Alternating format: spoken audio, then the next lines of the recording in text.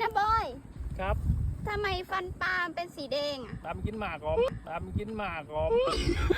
เห็นนอนนิ่งมันเงา มันเป็นอะไรนะ ปลากินห กิ มาน ก หมากไงพี่ผม เมาหมากนอนนิ่งเลย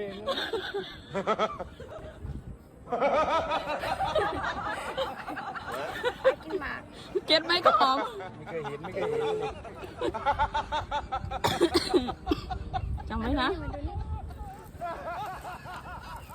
ปลากินหมาก ฟันหักไหมนะ มันไม่มี ฟันหัก มาก